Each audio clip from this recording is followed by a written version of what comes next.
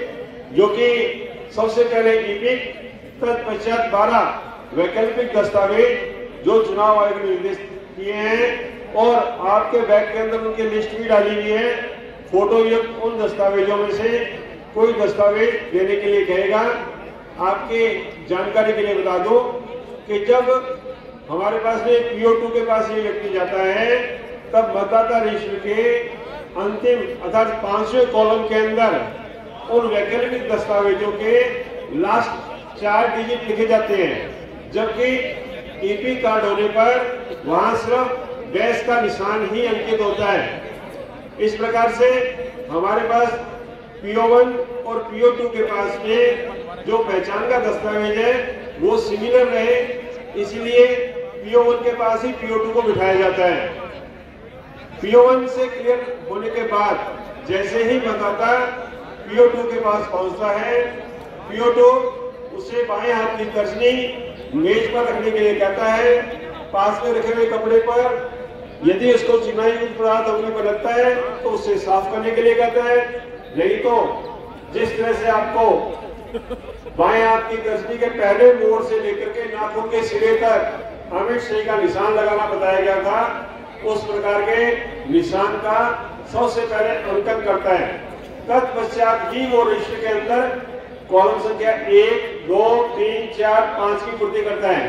1 number column, 2 number column, 3 number column और 4 number column और 5 number column के अंदर किन चीजों की पूर्ति करनी है, इनसे पूर्व PO2 के द्वारा PRO और PO1 द्वारा एक सर्टिफिकेट ऊपर लिखवाया जाता है, जिसके नीचे PO1 और PRO साहब साइन करते हैं। जैसा कि अभी मोकपोल के पश्चात आपको बताया था कि भी क्लियर बटन दबा करके मशीन के अंदर कुल मतों की संख्या प्रत्येक उम्मीदवार के लिए और कुल डाले गए मतों की संख्या भी शून्य का प्रदर्शन हम लोगों ने एजेंट्स के समक्ष और मतदान अधिकारियों के समक्ष किया था।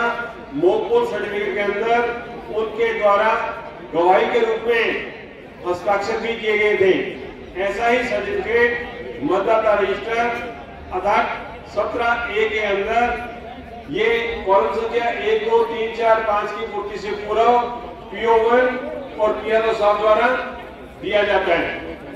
PO2 कॉलम संख्या 1 जो कि पूर्व में मुद्रित है, क्रम संख्या 1, 2, 3, 4 लिखा हुआ है। कॉलम संख्या 2 के अंदर निर्वाचक नामावली अर्थात वोटर लिस्ट की क्रम संख्या लिखी जाती है। कॉलम संख्या 3 के अंदर उस व्यक्ति के पहचान के दस्तावेज के 2 अंकों का अंकन करता है और कॉलम संख्या 4 के अंदर उस व्यक्ति के द्वारा नाम लिखा जाता है। यदि वो व्यक्ति निरक्षर है तो उसके अंगूठे का निशान लिया जाता है। ध्यान रखें, चुनाव आयोग के अनुसार प्रत्येक मतदाता अपने बाएं हाथ का अंगूठा लगाएगा, चाहे वो पुरुष हो, महिला हो या कोई अन्य हो। तो ये ईपिक है तो डैश लगाएगा और यदि कोई 12 वैकल्पिक दस्तावेजों में से कोई दस्तावेज है तो अंतिम 4 अंक लिखेगा, लेकिन यदि वो अंतिम 4 अंक शून्य है तो फिर उसे कॉलम संख्या 5 अर्थात टिप्पणी वाले कॉलम के अंदर वो सभी अंकों का अंकन करना होगा जो उस वैकल्पिक दस्तावेज की क्रम संख्या है। जब PO2 ने ये अमिट शाही का निशान लगा दिया, मतदाता रजिस्टर में पूर्ति कर दी, तत्पश्चात वो मतदाता पर्ची के 2 कॉलम की पूर्ति करता है। एक कॉलम के अंदर हमारी रजिस्ट्री की क्रम संख्या, दूसरे कॉलम के अंदर जो वोटर लिस्ट है उसकी क्रम संख्या का अंकन है और PO2 प्रेजेंटेशन करके मतदाता को वो पर्ची प्रदान कर देता है। ये पर्ची लेकर के मतदाता PO3 के पास जाता है जो कि CO का प्रभारी है।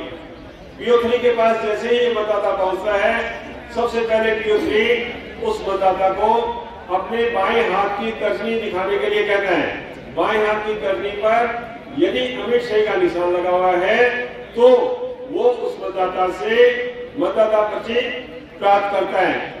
यदि उसके बाएं हाथ की तर्जनी पर किन्हीं भी कारणों से अमिट शाही का निशान नहीं लगा, हो सकता है PO2 ने हो सकता है उसे साफ कर दिया हो, तो वो उस पर्ची को प्राप्त नहीं करता और वापस PO2 के पास भेजता है कि वो निशान लगा कर गए। जब PO3 के पास में बाएं हाथ की तर्जनी पर अमिट सिंह का निशान लगाया हुआ मतदाता पहुंचता है तो वो उससे मतदाता पर्ची प्राप्त करता है और उस मतदाता को कंपार्टमेंट में भेजता है। जैसे ही वो व्यक्ति कंपार्टमेंट में पहुंचता है, PO3 अपने सामने रखी हुई सीयू के बैलेट बटन को दबा करके वोट इश्यू करता है। PO3 को इस चीज का संज्ञान उस पर लगे हुए लाल रंग की LED द्वारा होता है कि उसने बैलेट दबाया था जब वोट इश्यू हो चुका है। इसी क्रम में जो मतदाता कंपार्टमेंट में पहुंच चुका है उस चीज को इसका पता हरे रंग की LED जो कि BU के ऊपर लगी हुई है उसके द्वारा ये पता चलता है कि मुझे वोट इश्यू हो सकता है। अब मतदाता जो कि कंपार्टमेंट में गया हुआ है उसने अपने इच्छित उम्मीदवार के सामने ये नीले बटन को दबाना है। जब वो नीला बटन दबाता है तो उसके पास में रखे हुए लाल रंग का LED प्रकाशित हो जाता है और 7 सेकंड तक वीवीपैट में उस उम्मीदवार से संबंधित पर्ची प्रकाशित होती है। तत्पश्चात वो कट करके नीचे गिरती है।